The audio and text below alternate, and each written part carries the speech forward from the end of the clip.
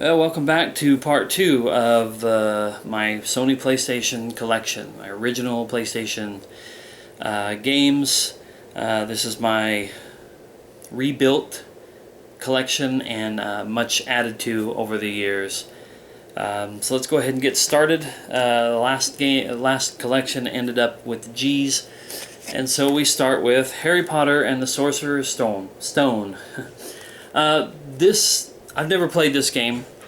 In fact, when I stumbled across this one online, I forgot just how far back the Harry Potter phenomenon has reached, that it would have a game on the PlayStation. Now, the date on this is 2001. Considering that was like a couple years into the PS2's lifespan, that's probably why I don't think about this as being that old, but it just blows me away that Harry Potter managed to have releases on the PlayStation 1. Up next we have a game called Heart of Darkness. This is a game that's very visually it's beautiful. It's kind of what I would call a Twitch game. It's like make one or two just very slight errors in this game and your character is going to be dead. So it's tough. It's a tough game in my opinion. Next up we have Incredible Crisis. This is just, all I can say is it's crazy Japanese style frantic gameplay. Next up we have Inuyasha, A Feuded Fairy Tale.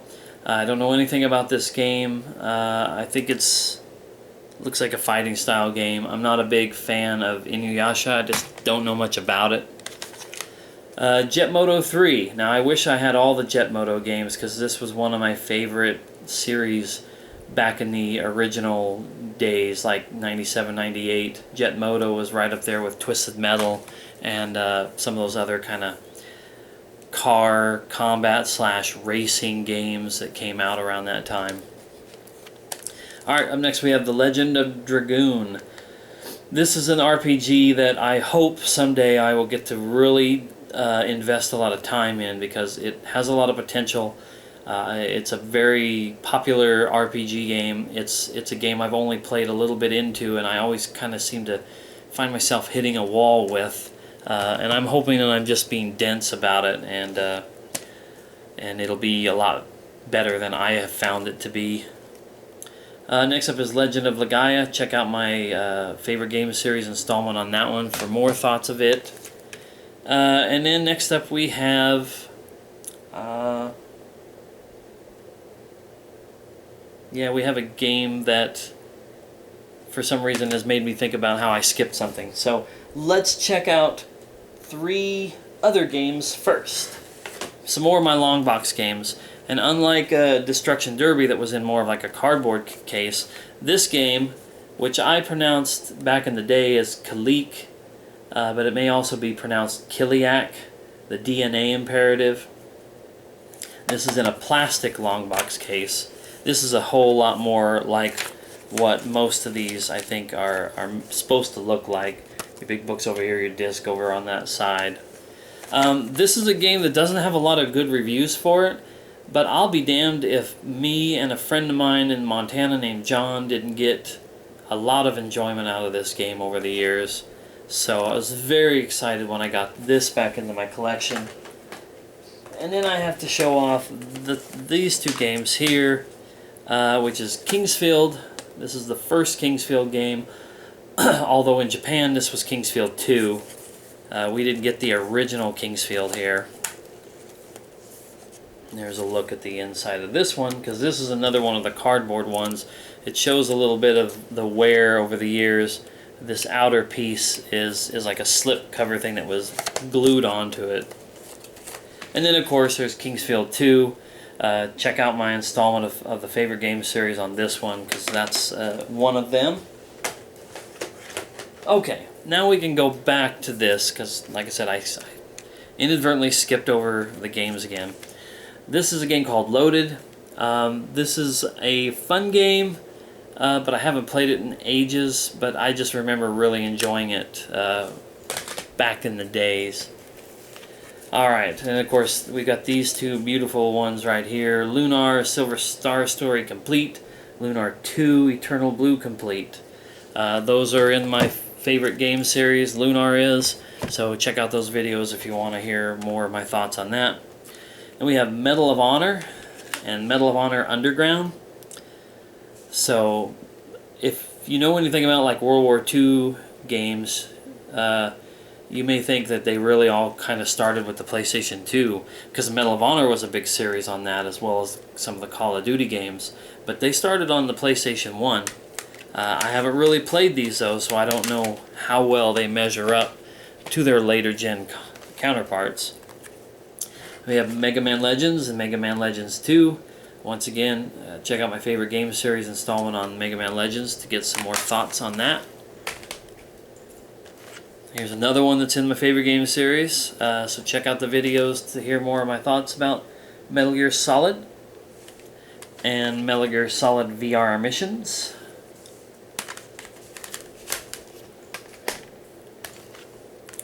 Mortal Kombat Trilogy and the Mortal Kombat games as a whole are covered in my series about Mortal Kombat Deception.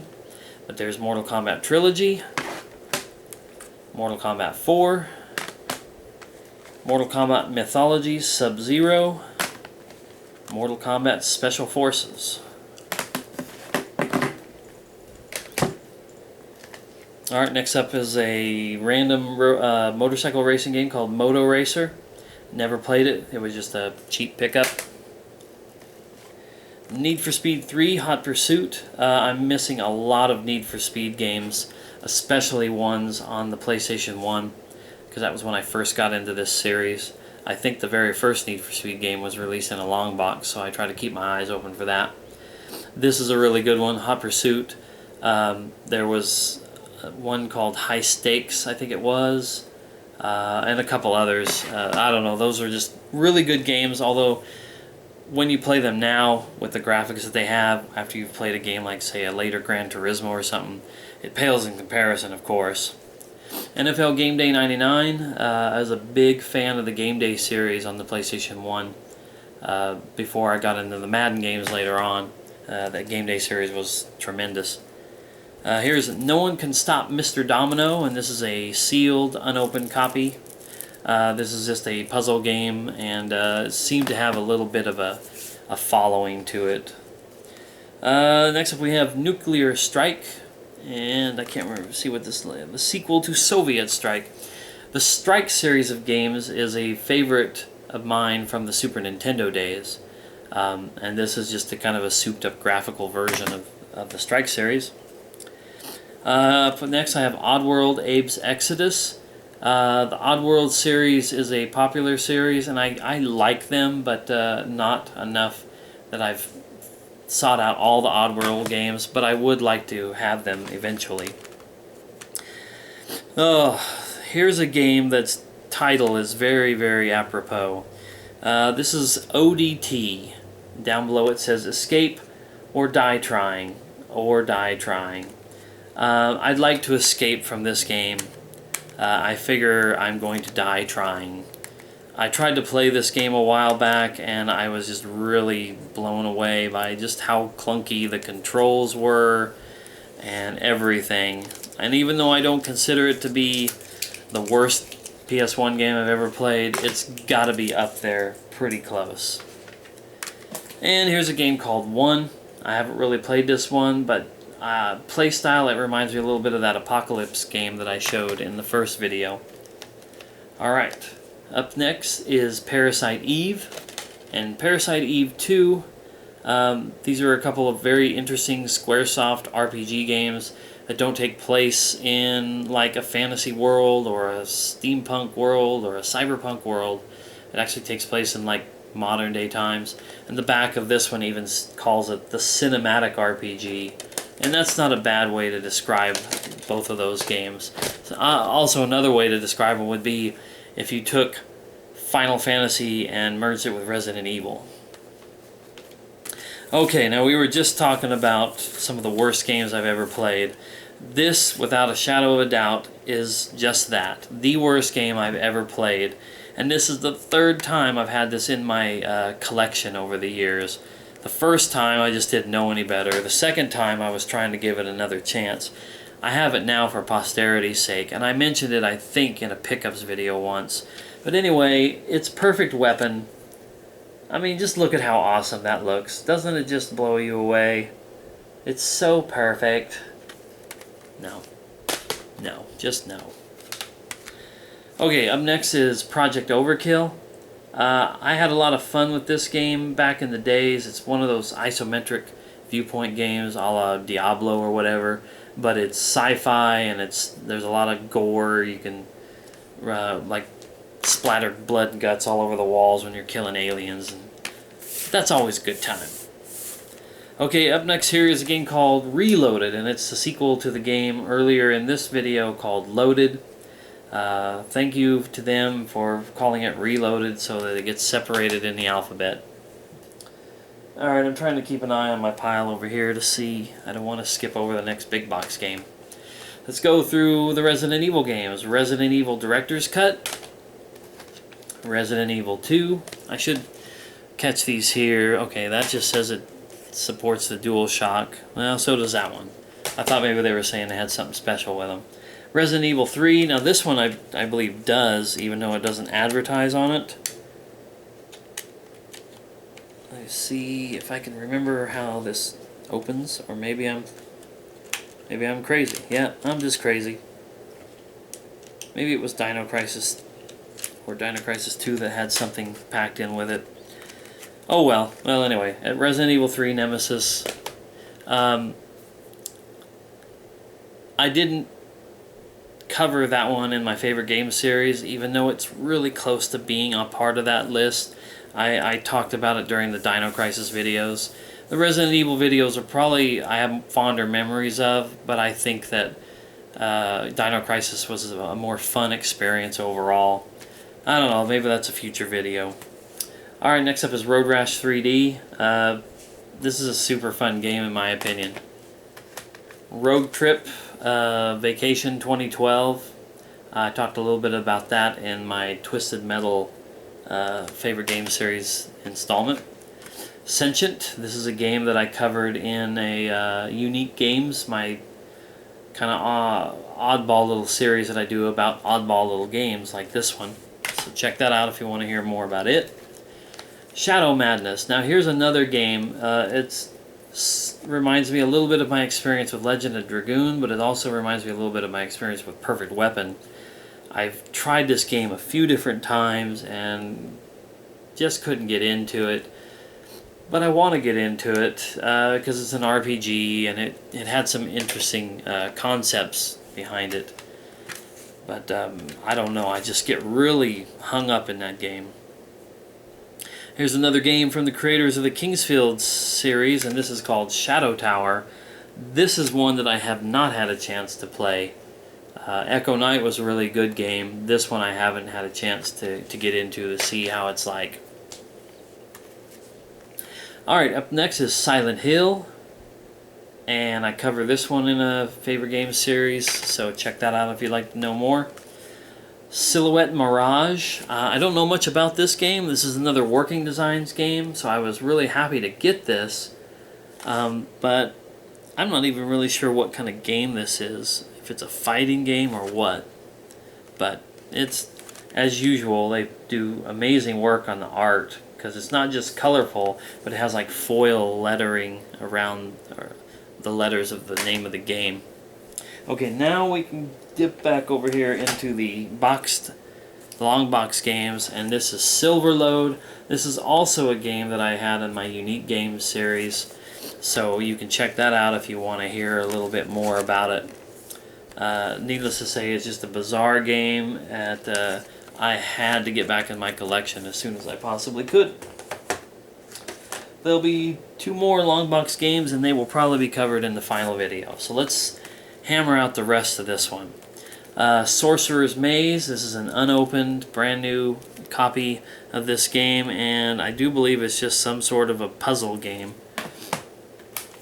Soviet Strike, of which Nuclear Strike was the sequel to, so there's that. Spec Ops Stealth Patrol. I'm not 100% sure if this is related to the more recent Spec Ops games, but this was like a budget title and I've never played it. Spawn the Eternal. Yes. This is a game that I had a lot of hopes for because I'm a big Spawn fan. And at the time, Spawn, the comic book, was going great. The HBO series, I believe it was on HBO, the animated series was grabbing everyone's attention. So I wanted a good Spawn game. I like this game, but it has pretty poor reviews. It goes back and forth between being like a third-person action-adventure, and then when you encounter enemies, it turns into like a fighting-style game. Here is another great RPG, Star Ocean, the second story. I really was drawn into this game, but I never got very far into it. I have a feeling that if I went back to it and concentrated on it and did get far, this could probably rise into my top RPG games of all time. Up next is a game called Star Trek Invasion. I don't know much about this game. It looks to be like a starship excuse me, a starship game where you pilot the Enterprise, and I would rather prefer games where you get to play as the crew and go on missions and whatnot. Star Wars Dark Forces. This is a really, really good game. First-person shooter, kind of like a Doom-style game. Star Wars Demolition. Haven't played this game, but this is made by the same people who made Vigilante 8 and Vigilante 8 Second Offense. So it's a car combat game with Star Wars vehicles. And up next we have Star Wars Masters of Terras Kasai, or Terras Kasi. I don't know how you pronounce it. All a person should know about this game is that it's a Star Wars fighting game, and it's not very good. Star Wars Rebel Assault 2. This is more of a game where you control the space craft, X-Wings and whatnot, and fly around and shoot things. And we have a game called Steel Harbinger. I don't know, I remember liking this game back in the day, but it looks cheesy as hell now. So yeah, it probably is. Street Skater. And Street Skater. Another one of those games that somehow or another I ended up with 2 copies of. And Street Skater 2, the sequel. At the time that these came out, I'm not sure if they came out before Tony Hawk or around the same time or whatever, but I just remember feeling like this was my first chance to play a skateboarding game on a console. And so, because of that, I felt like it was a really, really good game at the time. But boy, those Tony Hawk games blow stuff like this out of the water. Alright, up next is a game called Swagman. There's no relation to the swag phenomenon that there is today, or at least I hope not. But this is sort of like a Zelda-style game. I mean, it feels like it plays out that way a little bit. But obviously it's not like a fantasy world. It's actually kind of a modern world, and I believe it takes place in dreams.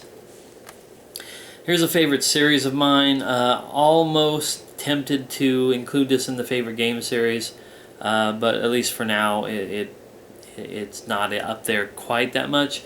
But it's Siphon Filter, Siphon Filter 2, Siphon Filter 2, yeah, 2 copies of that one, and Siphon Filter 3. This game is more of an action variation on something of like Metal Gear Solid. There's not a whole lot of stealth involved with it, but it's still... Gabe Logan, your character that you play as, feels sort of like a Solid Snake. But it's a really good series. Graphically, because it was all 3D graphics, it looked a little crude. But man, there's nothing quite like taking the taser that they have in this game. And it's not one of those tasers where you go up and you zap somebody close at hand. It's the style of taser that shoots out the little dart attached to the wire, but and very unrealistically so. You can tase a guy who's like on top of a roof, and you literally can hold the button down and tase them until they light on fire. I don't know why that's so fun, but hey, it is, because violence. But Siphon Filter series, at least the first 3 were really awesome. Some of the ones that came out on later consoles, I haven't really had a chance to dabble with. But these first 3 were really awesome, really great story. But that's going to wrap up part 2. I have one more stack of games to go through for the final part, and maybe some more additional thoughts on the PlayStation. Who knows? We'll see. So thanks for watching, and see you in the next video.